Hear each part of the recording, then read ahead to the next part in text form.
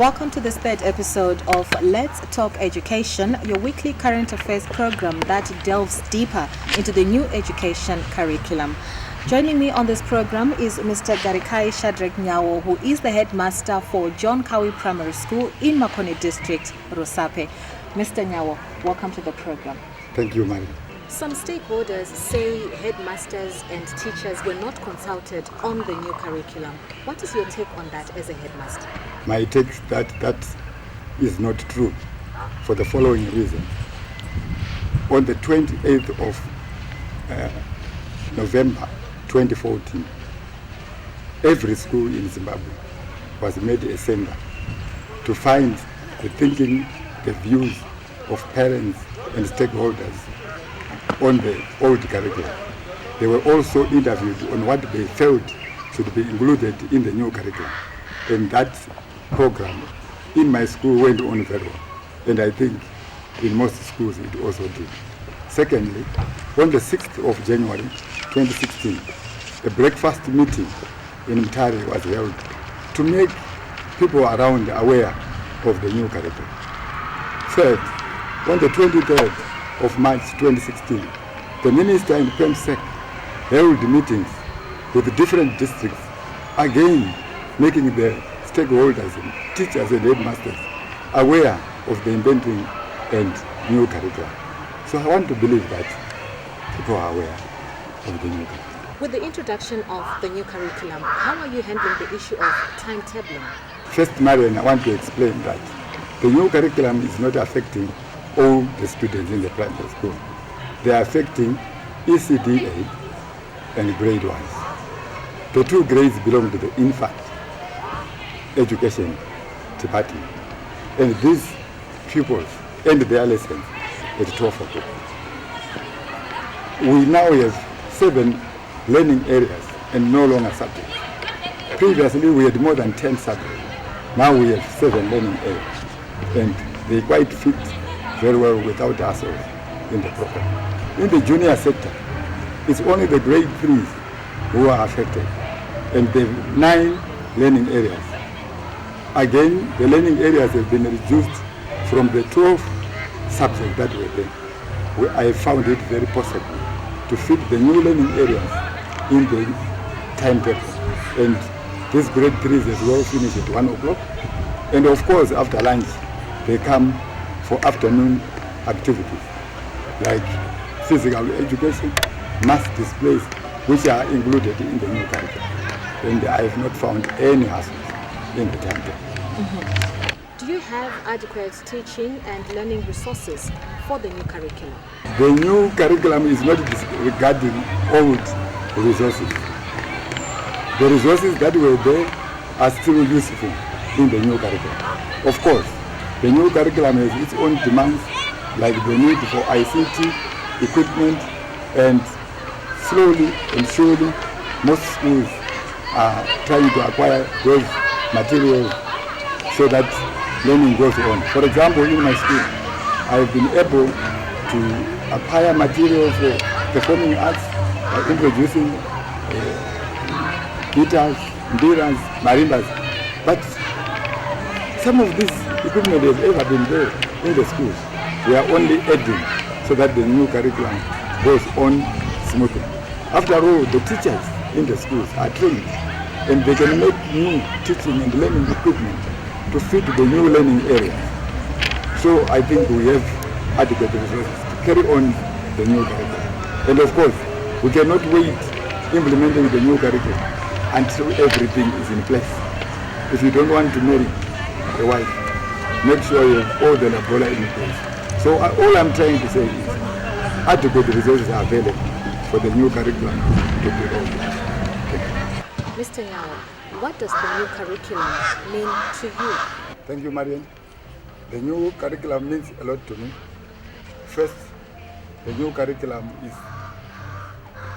attempting to produce a whole person. What do I mean by that?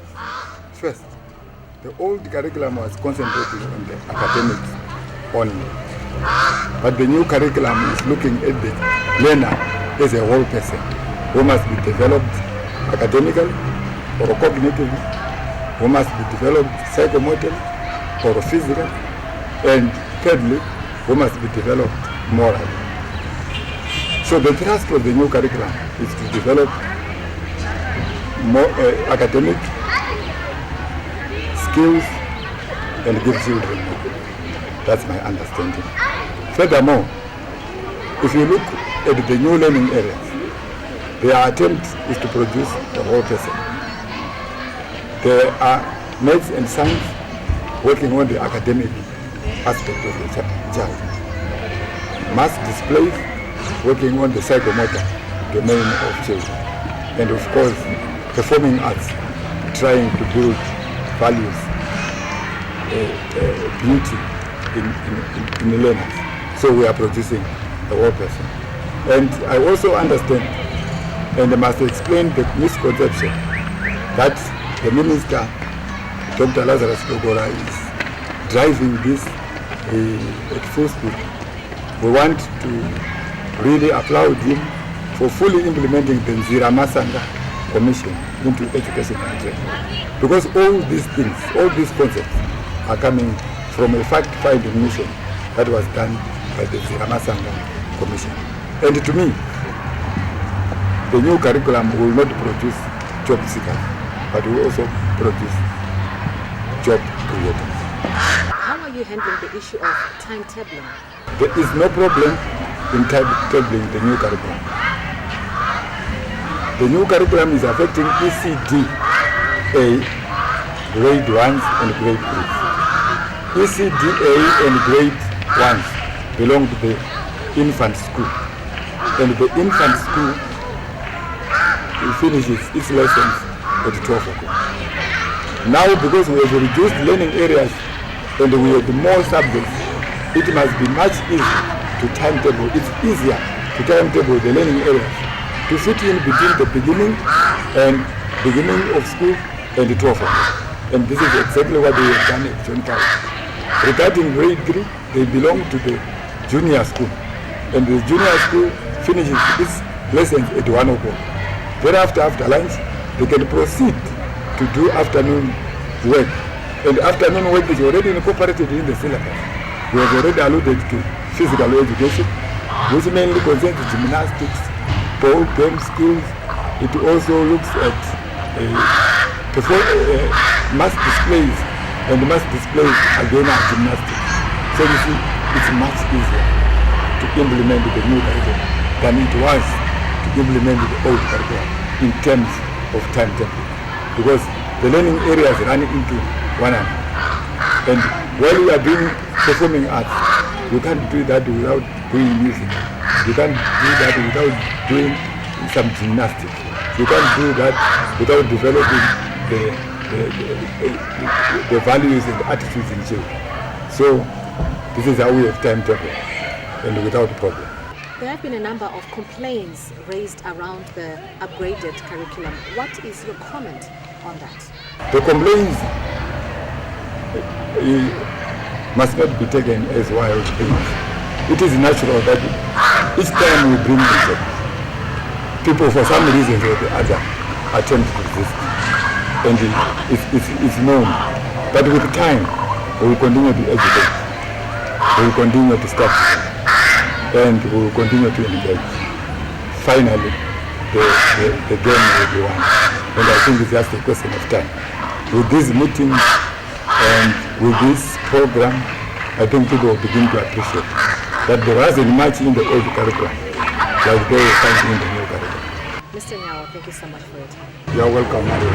I was speaking there to Mr. Garikai Nyawo, who is the headmaster for John Kawi Primary School in Makone District, Rusape. We take a break. Stay with us.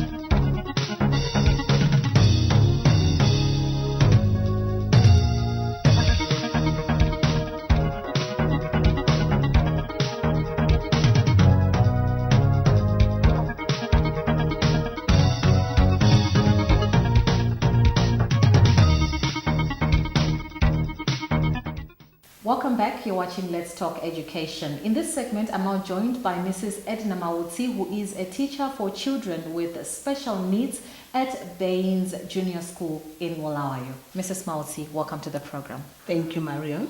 Mrs. Mautsi, in view of the new curriculum, how do you handle learners with special needs? Yes, Marion. You will notice that learners with special needs come in many categories. They are learners who have got challenges mentally. They are learners who have got challenges physically. They are learners who have got challenges visually. And they are learners who have got challenges in hearing and in speech, which is my area. Learners with special needs in the new curriculum are treated according to the learners are treated according to their special needs, in the sense that the age is considered, the type of disability is considered, the type of program should suit the challenge that fits the learner. For instance, those children maybe who are physically handicapped can be academically inclined, and those children with hearing impairment can have shortfalls in language acquisition, which then means that they might not fare well in the academic side. So the bias now is on technical vocational aspects, which is going to see that these learners who are hearing impairment, as they exit the primary school, they have some skills which can prepare them for later life. Because at times, if you cannot acquire language because of their deficit of their hearing loss, especially those learners with profound hearing loss, at times they cannot pick certain concepts. So then it is the facilitator who then in this new curriculum challenges the child into vocational and technical aspect. So at the end of the day, each child is fitted in the proper place. This curriculum has got a package that totally is inclined to fit this particular child, to fit that particular child, and not to put the learners with one blanket term and one blanket need. Each child has got due respect so that the learning outcomes are different as per need, as per disability. Mm-hmm. How has the new curriculum taken on board inclusivity in education? Thank you, Marianne. You know, with inclusivity, all these learners with special needs, they are put in places, in schools, where there are facilities that help them with the general learning. For instance, if the child is physically handicapped, we've got ramps that aid the accessibility of buildings. With children who are visually handicapped, we've got braille and special machines which are going to aid the child in acquiring knowledge. With those children who have got hearing impairment, we supply with hearing aids so that child is so that sounds are amplified for the acquisition of knowledge. Marian, in this new curriculum, there are schools this infrastructure development, schools where there are wheelchairs. We've got double doors so that the child, the learner who's got a wheelchair, can access the classroom. Unlike in earlier times, where the child would maybe be forced to make other amendments, the new curriculum envisages the embodying of all these learners, whether in the mainstream or whether with special needs. Mm-hmm. Has that inclusivity also been taken to the ablution facilities? Yes, Marian, true.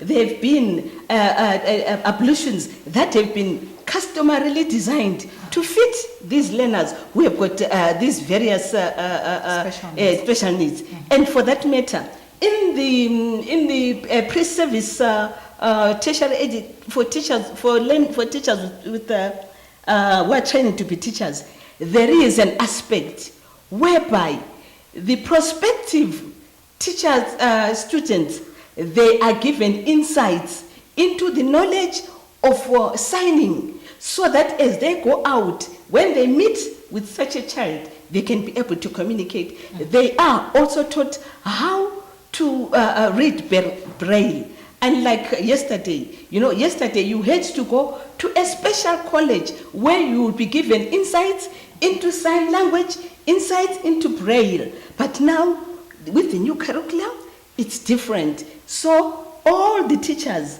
are given insights so that when they go there, it's not foreign land to them. They can easily communicate with the learners with special needs so as to disseminate information. Because now it is these learners with special needs who are actually interacting with the teacher, with the facilitator.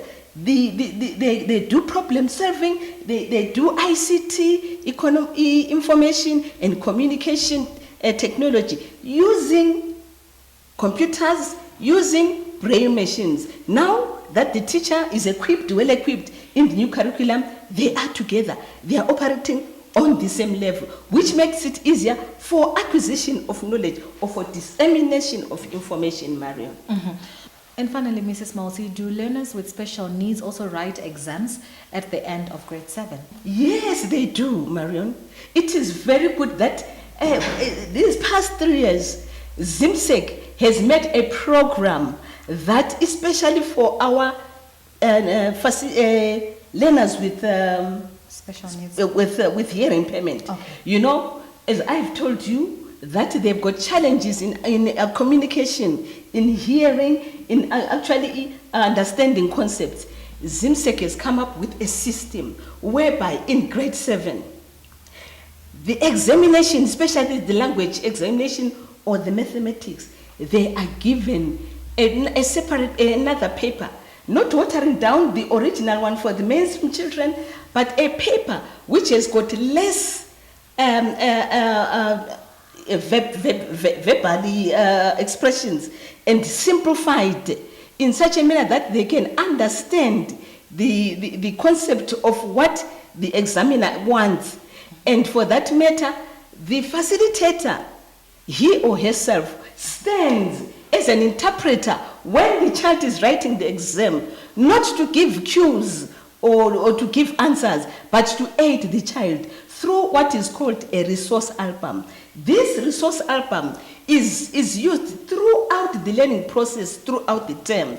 The teacher will be collecting pictures and filing them in an album. When the facilitator collects the pictures, he or she will be relating it to the topics that have been going on, the learning areas that have been going on throughout the year. But the difference is that in the resource album, the facilitator does not write anything. It is now pictorially.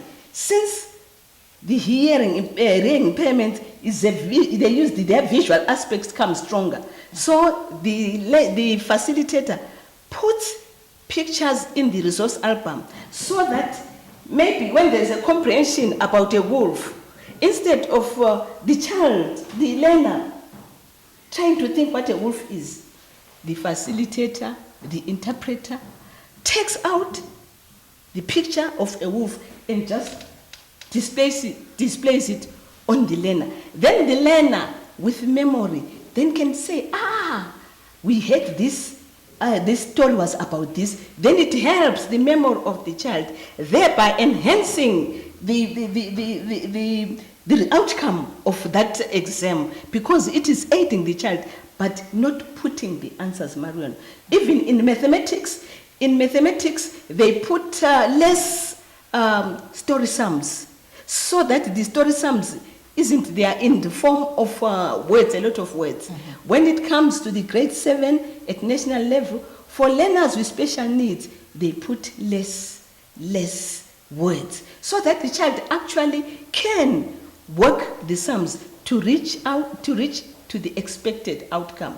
At the end of the day, whether it's 365 multiplied by 10, the child will get the same answer with that other child who was in the mainstream, but with a lot of biology. Mm-hmm. At the end of the day, the concept of multiplication is shown there, and the child will get the desired result. So these children will be getting the same matter, but at their own level, appropriate to their disability, appropriate to their handicap, but reaching the same ultimate goal.